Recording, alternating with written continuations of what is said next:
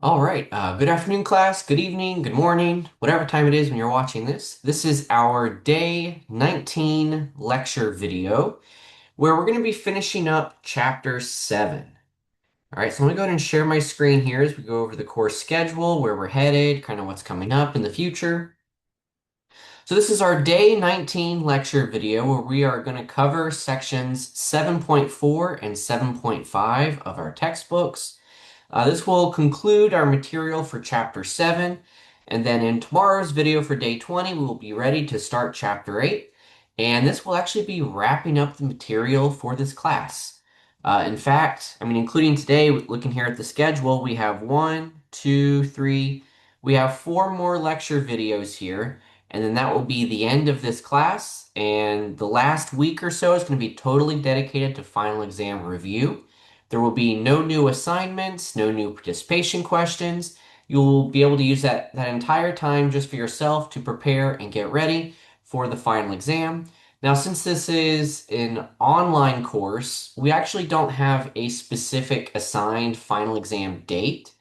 And so, because of that, I've gone ahead and just scheduled our final exam for the last day of classes for this semester on May 1st. That way, it will be done with. We won't have to select a date or time during the final exam week, since we might have conflict with other exam dates that already are being used or times already being used for other exams. And so the final exam for this class will be on the last day of classes for this semester, and then this course will be entirely wrapped up. I will then grade all of the tests and homeworks and finals, or the final exams for everyone. Those grades will be updated in Canvas. You'll be able to see what your course grade is in the class. Um, a few reminders. So the participation questions, I am going to drop the three lowest at the very end. So after day 22, I will go back and apply those drops for the participation questions that will be applied for everybody. And so that can bring up grades for some students if you miss some of the participation questions. As well as for the homeworks, I will also drop three lowest homeworks. And those drops will be applied after the last set of homeworks are due. So that will happen during that last week, probably sometime around May 1st is or our final exam day. I will apply the homework drops. For the three tests, recall there is the test replacement policy. Your lowest test can be replaced by your highest test. Okay? So just to kind of make this up for a moment, if there's a hypothetical student where their test one grade, maybe they get an 80 on test one, maybe on test two, maybe test two doesn't go as well and they end up getting a 50, and then on test three, they end up getting a 95. They do really well on 90 on test three. Okay. The way this policy works is that whatever your lowest is going to be replaced. So in this case, for this made up student, their 50 is replaced. It becomes a 95, and now this student has two 95s and an 80, which will then be used to calculate their test average in the class. Now, this policy does not apply to the final exams. It only applies to the three tests over the course of the semester. Okay? Part of the purpose here is just that if you miss a test for some reason, or if just one test goes badly for some reason, having a bad day, or just you weren't able to study and prepare for it the way you wanted to, you had other things going on in your life, whatever the reason, if one test doesn't go so well, that's fine. It's not the end of the world. It can be replaced by your best test, and then you can still do well in the class. All right. Now, again, this does not include the final exam that is separate, only for these three classes during the course, or three tests during the course. Okay? So that policy will also be applied after I grade test three, and then that will be updated in Canvas so you can see how things are going. All right. Okay. So with that being said, then we can go ahead and get into our material for today. We're looking at chapter 7.4 and 7.5. So I'm going to turn off my screen share here as we go to the whiteboard behind me. So this is section 7.4 from the textbook on page 337, where we've been talking about how to create confidence intervals. And for a a mean sampling distribution. So for the X bar sampling distribution, we had that confidence intervals are calculated by taking the average plus or minus my Z alpha. Now that Z alpha depends on what confidence level we want. We have the chart which determines what Z alpha to use depending on how high we want the confidence to be. And then that is multiplied by the sampling distribution standard deviation. This was our general approach for creating a confidence interval. Okay. Now in 7.4, we want to talk about another type of confidence interval where instead of creating an interval for an average, I want to create an interval for a proportion, for a ratio, for a percentage. This is the same thing that people do when they're analyzing political data. When you're watching TV and they say, well, so and so has an approval rating of, I don't know, 58%. And so they're talking about this on the news, but where are they getting the information? How are they finding those approval ratings? They're first collecting a sample, and that sample is used to estimate, to approximate what they think the percentage is. But of course, it's an approximation, right? It may not be accurate, just like X bar could be a little bit off. In which case, once we have that percentage, then we can have a plus or minus confidence interval where they will say, like, yeah, we think, they'll say, like, 44% of Americans approve of this policy, and they might say minus 2%, right? How are they doing that? They're creating a confidence interval based off the sample data which they collect, all right? And that's the same thing we want to do here in section 7.4. So let P be a ratio or proportion which we are trying to estimate. We are trying to estimate, okay? And when it comes to these kind of ratio, right?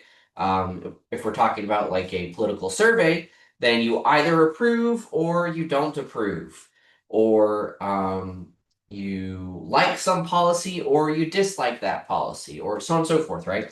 So when we find a ratio, we say a percentage of some population says blank. Well, then that means 1 minus p, because after all, if 60% feel one way, that means 40% feel a different way. So they have to add up to 100%. Then 1 minus p uh, is the ratio or percentage opposite to P. All right. And so this opposite ratio we'll call Q. And so Q and P together, as their percentages, have to add up to 100%. And so they add up to 1. So if you have an estimate for P, you can find Q by doing 1 minus whatever that decimal percentage is. Okay. So we have this relationship between P and Q. And so in order to create a confidence interval, well, it's the same idea as we previously did with X bar, where I have this estimate for P. This is called P hat.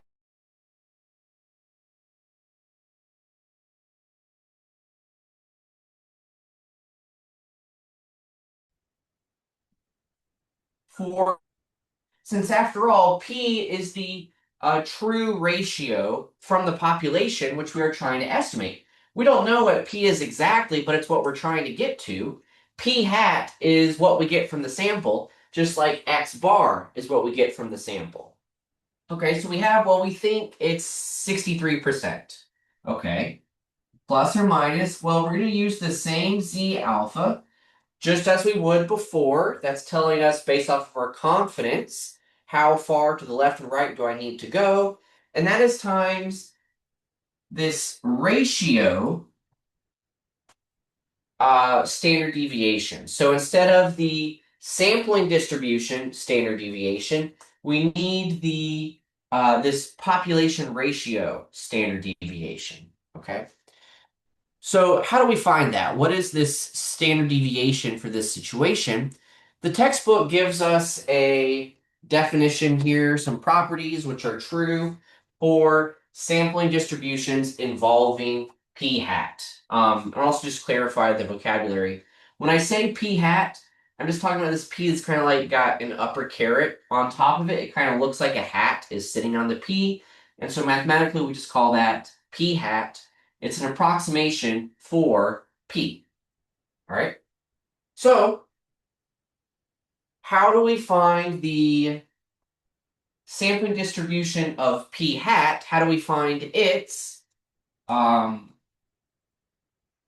standard deviation? Okay.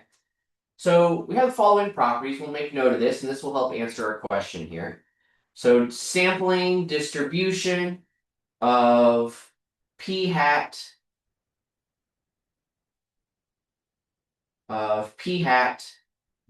properties.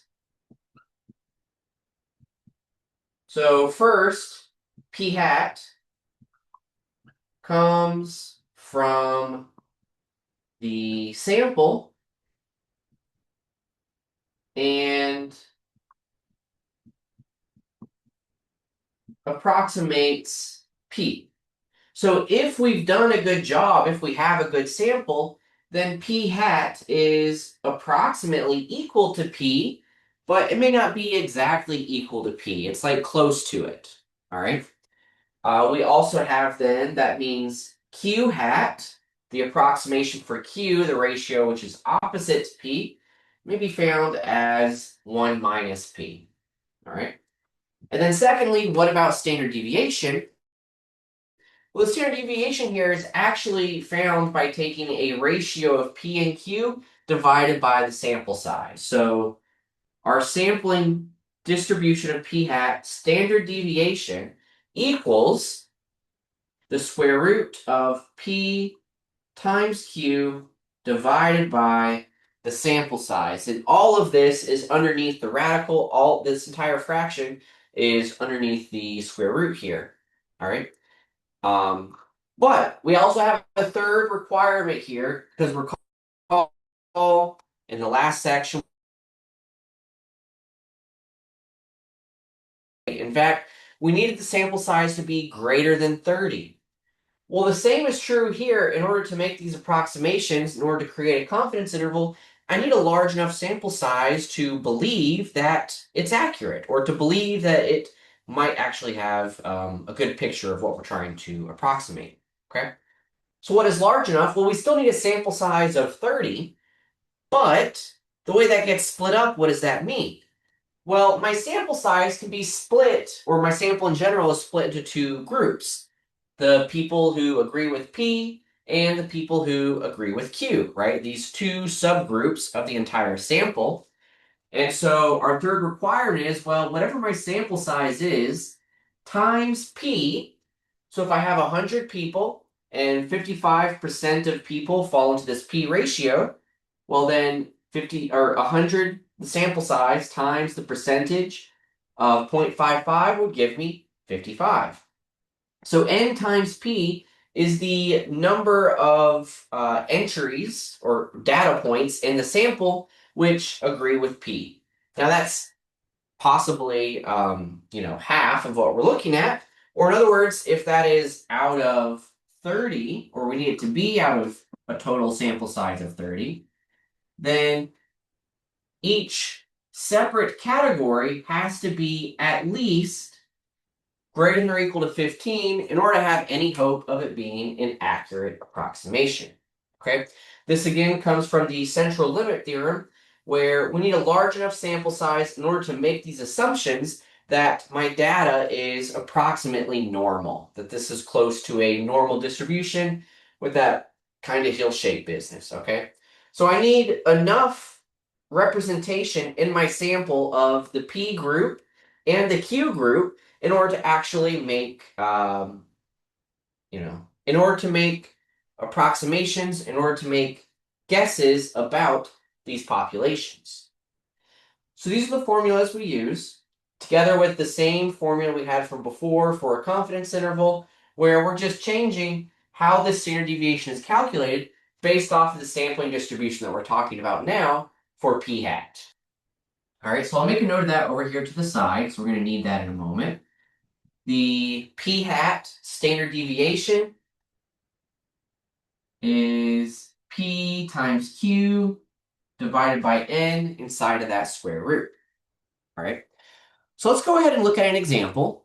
And this first example is actually on the very first page of this textbook section, where this is talking about a public opinion poll where they are trying to estimate the fraction of the United States citizens who trust the president. All right. Now, off the top of my head, I don't know what year this textbook was written. I don't know what president they're referencing here. So, this isn't like some kind of political statement or anything.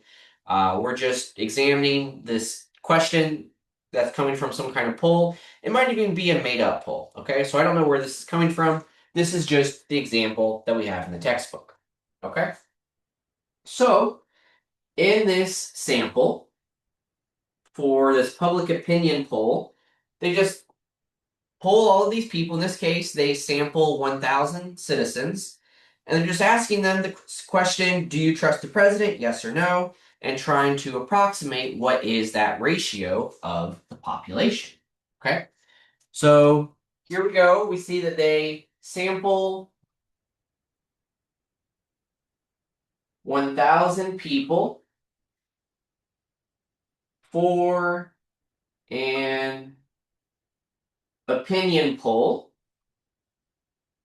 Okay, so it's a pretty large sample size, all right, but it does depend on what is P, what is Q, assuming whatever we think those estimates are the respective subcategories large enough? Are they greater than 15? All right, we'll check on that in a moment. But from this sample, they find that 637 people from the sample answer that they trust the president. Okay, so 637 say they trust the president. All right. So P is the thing that we're trying to estimate here, where P is supposed to be the true ratio of the entire population for what percent of the entire population actually trusts the president among US citizens. Right? So P is the ratio of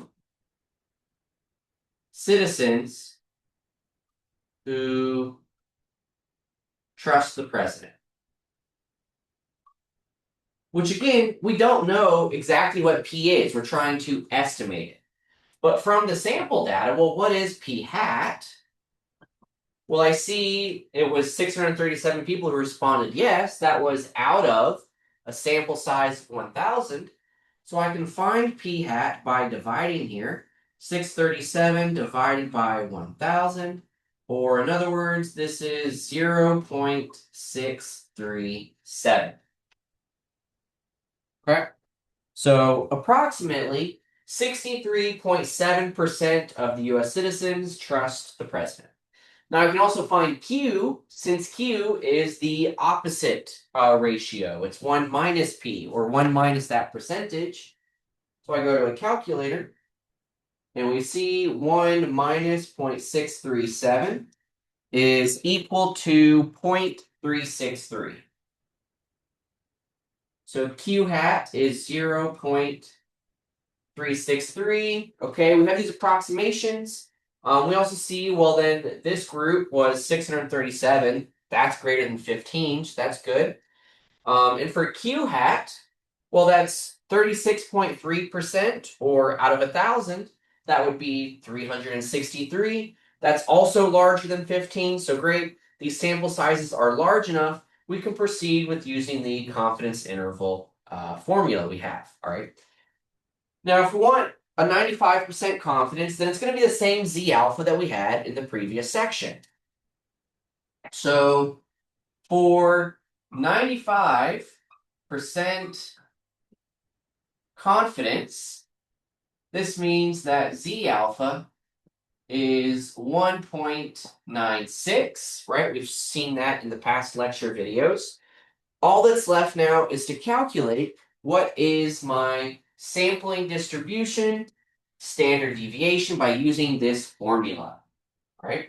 So as I'm plugging all of this in, my confidence interval will be found by taking p hat, which is this approximation, 0.637 plus or minus the z alpha times my standard deviation, which is the square root of, now p times q, I'll have 0.637 times 0.363.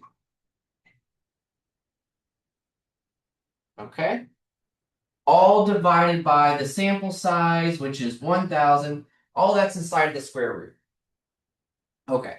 So I go to the calculator. I type this all in very carefully. You also see here that I didn't round this, right? I want to round not until I get to the final last step.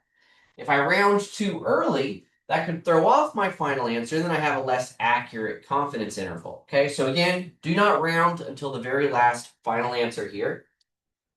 I plug this into a calculator. I have 0.637 minus 1.96 times, in parentheses here, I have the square root. Make sure this inside fraction is also wrapped in parentheses so it's inside of that radical as you're typing it into the calculator. So we'll have square root of 0.637 times 0.363 divided by 1,000.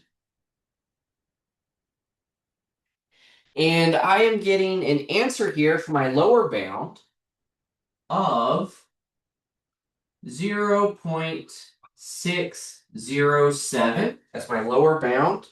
If I change it to a plus sign instead of minus 1.96, then I'm getting 0.667.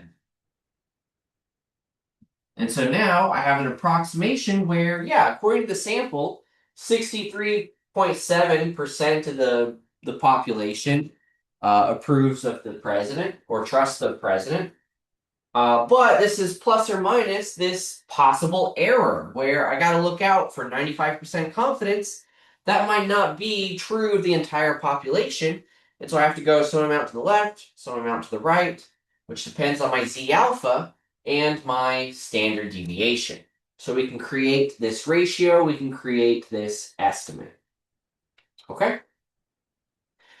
I want to do another example from the same section. And this next example is also our participation question for this video. All right. So this sample or this example, it's example 7.7 out of the textbook. It can be found on page 339. But this is also participation day 19. Okay. So I'm going to share my screen as we're working through this.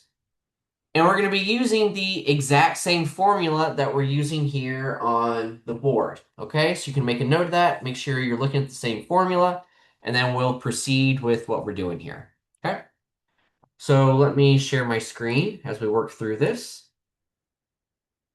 All right, so we have public polling agencies are conducting surveys to determine the consumer sentiment concerning the state of the economy. All right. Again, I don't know what year this is. This is just what's used in the textbook for this example. All right. So the Bureau of Economics and Business Research at the University of Florida, they conduct quarterly surveys to gauge consumer sentiment in the Sunshine State. All right. Now suppose that this group randomly samples 484 consumers and finds that only 157 are optimistic about the state of the economy. Use a 90% confidence interval to estimate the proportion of all consumers in Florida who are optimistic about the economy. Based on this confidence interval, can they infer that a minority of consumers are optimistic? Okay. So we're trying to create a confidence interval, and based off of that interval, we're trying to say, is it a minority of the population or not? All right. Now we also see we're using a 90% confidence, so we need to make sure we use the correct Z alpha for that. To double check for that, we will backtrack to let's see, section that was in 7.2. We were doing confidence intervals with Z-scores, and we had the following table here. Here we go. Where for 90% confidence, 95% confidence, 98 and 99% confidence, we have all these different Z alphas. For our purposes, since we're dealing with 90%, or we want 90% confidence, that means my Z alpha is 1.645. All right. We'll come back to the question. We'll make a note of that. So here, Z equals 1. What did I just say? 645? I've got such a short memory span. 1.645. Okay, let me write that down. 1.645. That's our Z-score here. Okay. Now, what is P? We're trying to estimate P, right? So P, I'll just write P with the upper caret. So this is P hat, our approximation. Okay. Well, we're in the sample, we're trying to estimate the number of people who are optimistic about the economy. This was 157 out of 484. Oops, divided by, not period. And so as I put that into a calculator, we have, oh, this awful decimal. I'll just round it to like 3 decimal points. We have 0.324. Okay, so there's our p hat, which means q hat is supposed to be 1 minus that. All right, so 1 minus 0.324, and we get 0.676. Okay, so we have the p hat, we have the q hat, we have the z. All that's left now is to plug everything into our formula to create a confidence interval just like we did on the board a moment ago. Okay, so our approximation for P is 0.324, but then I'm going to do plus or minus, so plus or minus my Z-score, 1.645, times, I want to multiply this with the square root, so I'm abbreviating here since I'm typing on the screen. We want to multiply this by the square root of, in this case, it'll be 0.324 times 0.676, right? That's the P times Q, divided by the sample size, which is 484.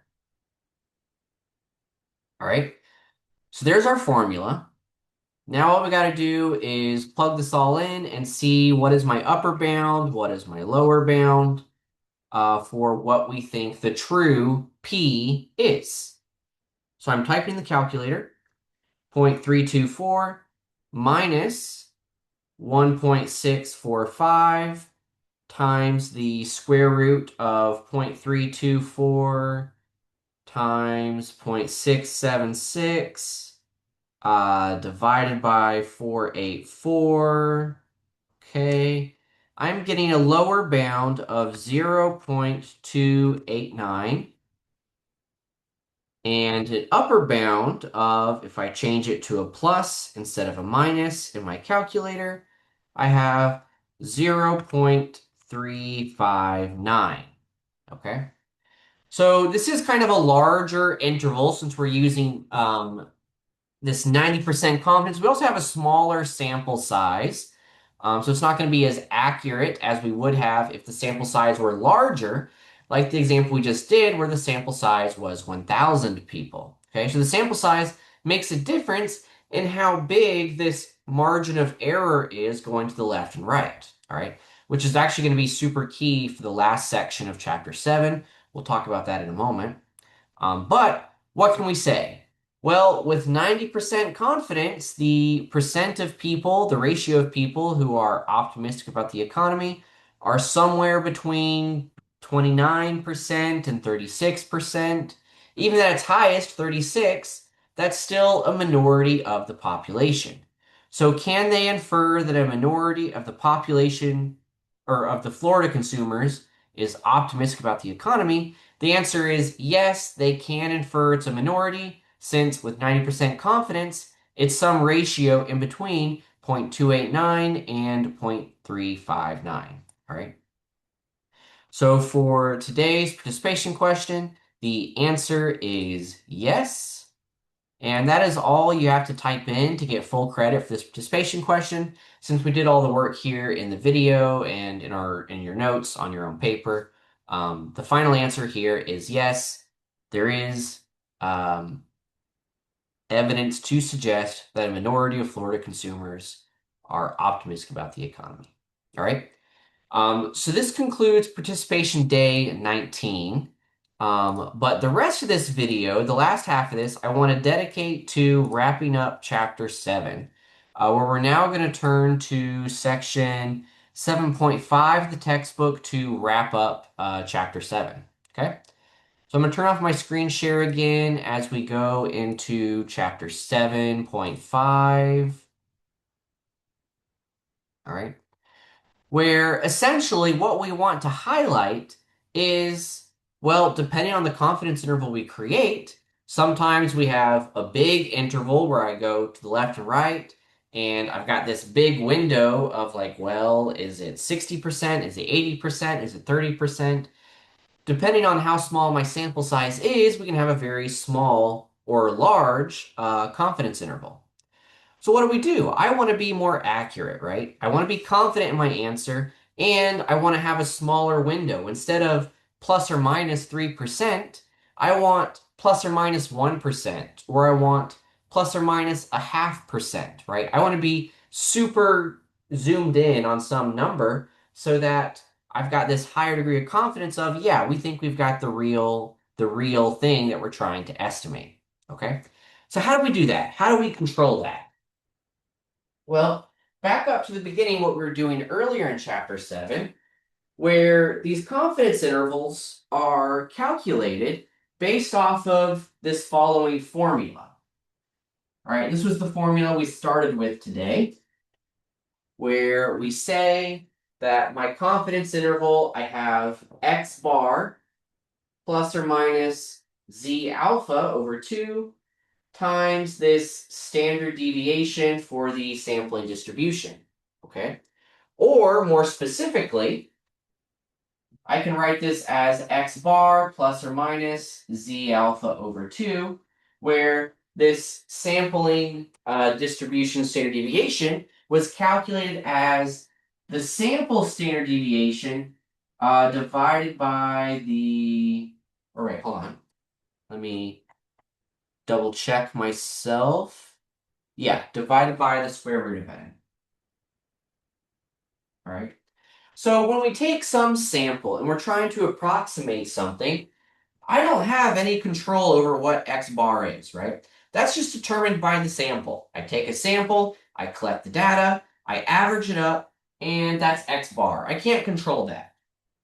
Z alpha, well, I can't control that either because that is automatically determined by my confidence level. If I want 95% confidence, 90% confidence, 99% confidence, whatever my confidence level is, that determines Z alpha, and I can't change that. I can't control that unless I want to change my confidence level. S, that's my sample standard deviation.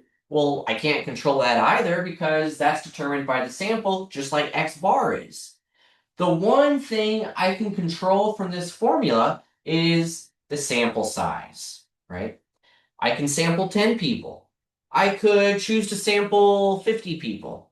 I could sample 1,000 people. I could sample 1,000,000 people if I have enough time and the resources to sample that many people, right? I control what the sample size is for this statistical study that we're trying to do, right? And so by controlling what n is, I can make the margin of error, or in the textbook, this is called the sampling error. I can make the sampling error as small as we want it to be, right? So this piece on the right side, this is called the sampling error. This is the plus or minus, which we add onto the sample average. That gives us this window of like, well, I think the average is this, plus or minus this error, okay? But I can make this sample error small by making n big, right? Since n is in the denominator. So I can make n as big as I want in order to make the sampling error smaller, okay? So here's what we want to focus on to finish off chapter 7. Excuse me. So sampling error equals z alpha over 2 times s divided by the square root of n. And so if I want the sampling error to be some small number, then plug in all the information I have here, I can figure out, well, what n will make the sampling error as small as we want it to be, right? So to get a sense of what we're doing here, we're going to take a look at an example from the textbook. This is example 7.9 out of the textbook. I'll briefly share my screen here so you can see the question. You can pause the screen, write down some of the numbers, since we're going to use this in just a moment. All right, so this is the problem we're looking at, example 7.9 out of the textbook. All right, I'm going to turn off the screen share as I'm going back to the whiteboard behind me to work this out. And so in this exercise, we have this machine that is supposed to inflate NFL footballs to a pressure of 13.5 pounds. All right. At least that's what it's supposed to do, if it's working correctly. When it's properly calibrated, the inflation pressure is 13.5, but uncontrollable factors cause the pressure of the individual footballs to vary randomly from 13.3 to 13.7. So there's this randomness going on where, it's not always right there in the middle like we want it to be. It may be slightly overinflated, slightly underinflated, just due to how this machine works. All right. Now, for quality control purposes, the manufacturer wishes to estimate this average inflation pressure to within 0.025 pounds of its true value with a 99% confidence interval. So what sample size do they need in order to get the sample error this small? So let me write down what we're just saying here. I want a sample error of 0.025, all right? So this is a really small sample error. I want this confidence interval to be so closed in that I can have a pretty accurate picture of what we think the average is for this machine, and then we'll know if the machine is working well enough or not, okay? So I want this really small sampling error. We want 99% confidence. Okay, which tells us what z do we need to use. So we go back to that table, which was in 7.2. And in that table, for 99% confidence, we need a z alpha of 2.575. So z alpha is 2.575. Okay, there's my z. I have the sampling error. What about the standard deviation? Well, they tell us here in the textbook, as I go back to 7.5, they tell us here that the population standard deviation. So they have some information about how these machines work and what this variation is with these machines. The standard deviation is given as 0.1. 0.1. Okay, so now the question is, here's what I want. What n will make all of this happen, right? How big does n have to be? What sample size should be used? What sample size should we use?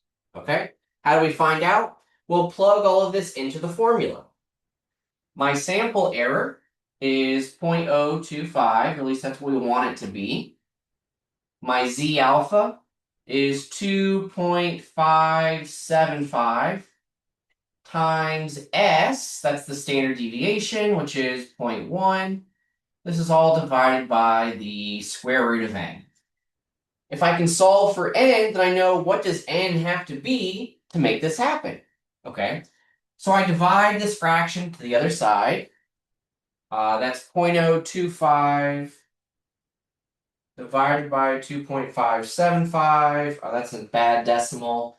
I'm just going to leave it in a fraction format. So 0.025 divided by 2.575 equals 0.1 divided by the square root of n. So I want to multiply this square root of n to the left side. And then I want to divide this fraction over. So, or in other words, I can cross multiply, right? Recall from college algebra, if you have a fraction equal to a fraction, cross multiply. So as I do that, I'll write this over here as we continue. That will give me 0.025 times the square root of n is equal to, on the right side, I'm going to have 0.1 times this guy, but that will just move the decimal point. That's 0.2575, right? We're getting that from 2.575 times 0.1. Can double check with a calculator. 2.575 times 0.1 gives us 0.2575. Okay, so I've cross multiplied. I'm trying to solve for n. So divide 0.025 to the side.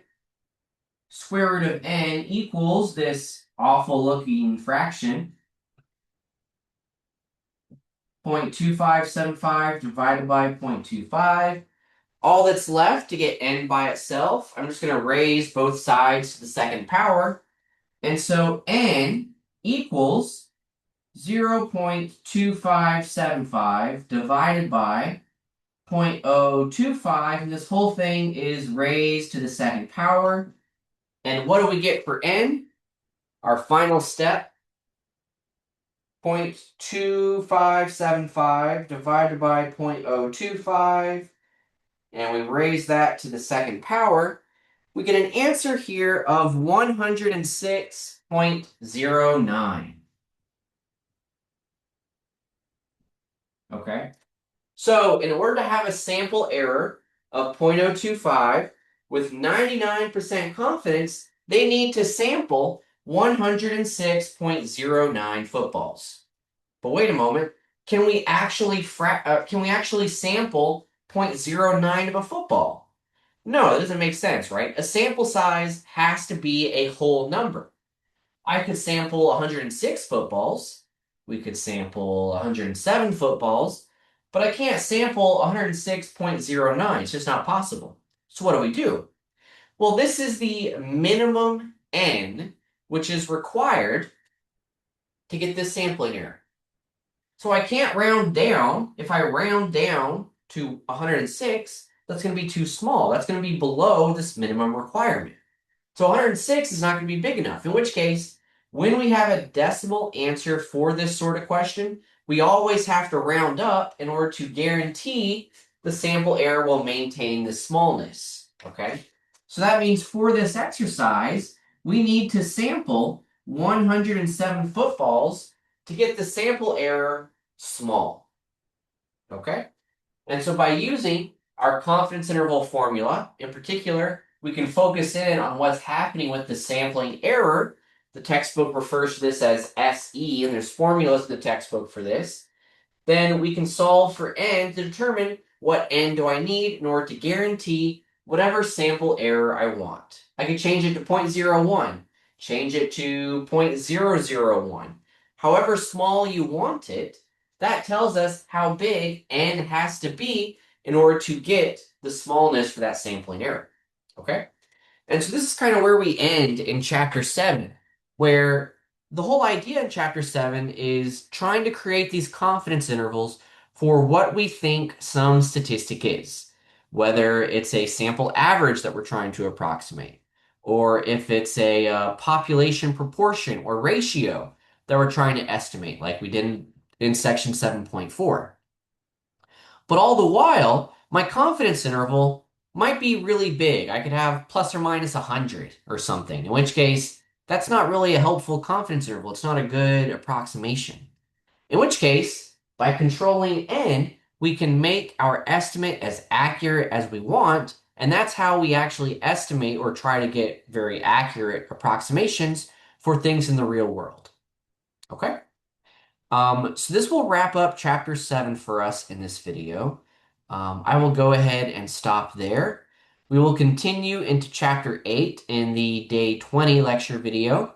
If you have any questions, there are some homeworks which are coming up, which are due. If you have any questions, please feel free to let me know. Email me, come by office hours. I'm happy to help offer some step-by-step explanations. Otherwise, that's all for today. So I wish you the best of luck, and I will see you tomorrow in the next video. All right. Have a great day.